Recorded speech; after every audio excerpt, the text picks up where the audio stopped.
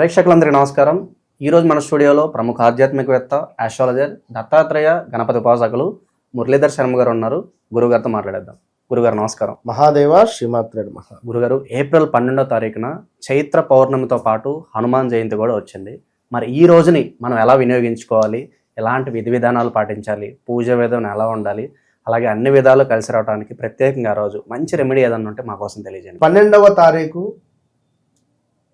హనుమత్ జయంతిగా, అంటే అదే రోజు పౌర్ణమి అవుతూ ఉన్నది.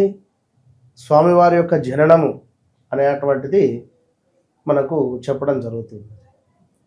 సో తెలంగాణ భాషలో చెప్పాలి అంటే హనుమత్ జయంతి, చిన్న హనుమత్ జయంతిగా ఇక్కడి నుండి ఈ యొక్క ఆంజనేయ స్వామి వారికి సంబంధించినటువంటి మాలలు, దీక్షలు వేసుకోవడము, దీని నుండి 41 రోజులు, 21 రోజులు ఈ విధంగా చూసుకొని మరలా వీరు పెద్ద హనుమత్ జయంతి అంటారు. అప్పుడు విజయోత్సవంగా, వాస్తవానికి అది హనుమత్ విజయోత్సవంగా చెప్పుకునేటువంటి. ఎందుకు గురుగారు 2 సార్లు సెలబ్రేట్ చేస్తూ ఉంటారు? ఇతను చిరంజీవి, ఆంజనేయ స్వామి వారు అంటేనే చిరంజీవి. సో తన జననము, దాని తర్వాత తనకు సంబంధించినటువంటి విజయయాత్ర, సో 2 రకాలుగా కూడా. అయితే దీనిని చిన్న హనుమత్ జయంతి, పెద్ద హనుమత్ జయంతిగా చెప్తారు, కానీ అది తప్పు. ఎందుకంటే స్వామివారికి జననము మరణము అనేటువంటిది ఏదీ లేదు, తను చిరంజీవి కనుక. అయితే ఈ యొక్క పౌర్ణమి వేళ రావడం ఇంకా విశేషం. మనకు పౌర్ణమి అంటేనే నిండు, పున్నమి వేళకు తప్పకుండా కూడా ఈ నిండుగా ఉండేటువంటి పౌర్ణమి రోజు అమ్మవారి యొక్క పూజ చేస్తే విశేషమైనటువంటి ఫలితం మనకు లభిస్తుంది 100%. సో ఇక్కడ మనకున్నటువంటి సమాచారం ప్రకారంగా ఒకసారి చూసుకున్నట్టయితే హిందూ పురాణాల ప్రకారం పౌర్ణమి తిథి అత్యంత పవిత్రమైనది, అందరికీ తెలుసు అది. అయితే ఇక్కడ మనకు లక్ష్మీదేవిని పూజించుకోవడం అందరికీ తెలిసినటువంటిది. అయితే ఈరోజు ఏ సమయంలో చేయాలో కూడా మనం చెబుదాం ఇక్కడ. అయితే ఇక్కడ ముఖ్యంగా హనుమత్ జయంతి అంటే ఇందాక మనం చెప్పుకున్నటువంటి విధంగా, సో చైత్ర మాసంలో మొట్టమొదటిగా వచ్చేటువంటి పౌర్ణమి వేళ ఈ సమయంలో ఏ సమయంలో పూజలు జరుపుకోవాలనేటువంటిది చూసుకుందాం. అయితే హనుమత్ జయంతి కూడా మనకు రావడం విశేషం కాబట్టి ఈ రోజున ఆంజనేయుడిని, అదేవిధంగా శ్రీకృష్ణుడిని, విష్ణుమూర్తిని, వీరి ముగ్గురిని కలిపి సత్యనారాయణ స్వామి రూపకంగా పూజ చేసుకోవాలి అని చెప్పడం జరుగుతున్నది.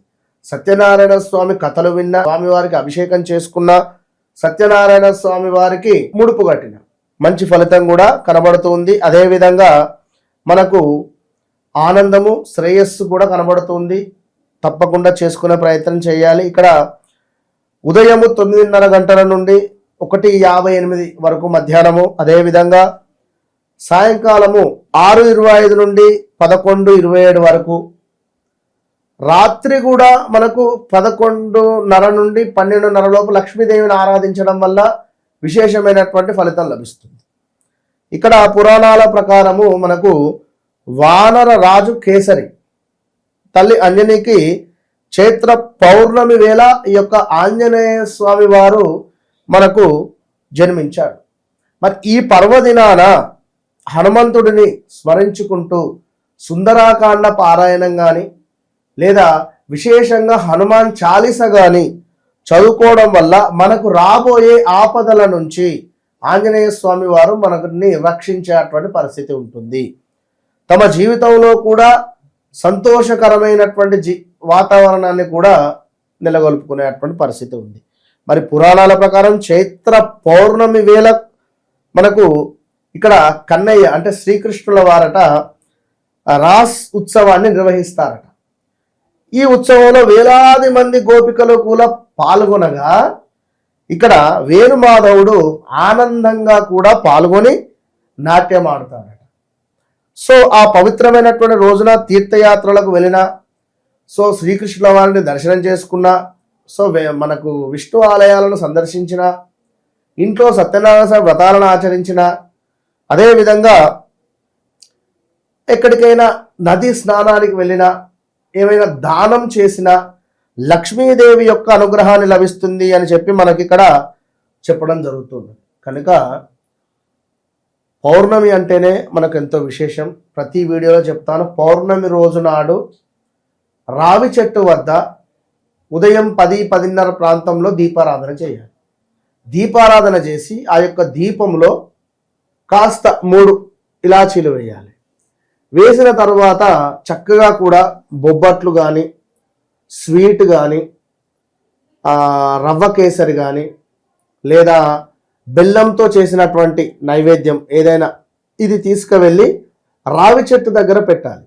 పెట్టి కాస్త శర్కరను రావి చెట్టు మొదట్లో పోసి దీపారాధన చేయాలి. చేసి తప్పకుండా లక్ష్మీదేవి కోసం వేడుకోవాలి. తప్పకుండా ప్రతి పౌర్ణమికి కూడా రావి చెట్టు వద్దకు అమ్మవారు వచ్చి ఎవరైతే నా భక్తులు నన్ను పూజిస్తున్నారు అని చెప్పి చూసి వారి యొక్క కోరికను తదాస్తు అని చెప్పి వెళ్ళిపోతుంది. ఇక రాత్రి ఆ యొక్క పౌర్ణమి యొక్క వెలుతురులో మనం కూర్చొని అమ్మవారిని ధ్యానించినా కూడా ఎంతో విశేషమైనటువంటి ఫలితము మనకు లభిస్తూ ఉంటుంది.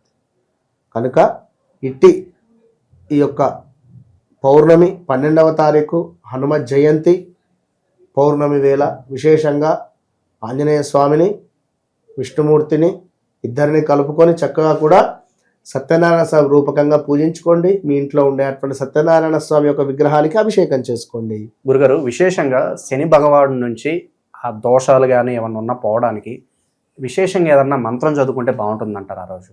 చూడండి, శనేశ్వరునికి సంబంధించినటువంటి మంత్రం అన్న ఏదైనా కూడా ఆంజనేయ స్వామి అనుగ్రహం పొందితే సరిపోతుంది. ఇక్కడ ఆంజనేయ స్వామికి సంబంధించినటువంటి ఈ యొక్క హనుమాన్ చాలీసాలో సంకట కటై మిటై సబపీర ఈ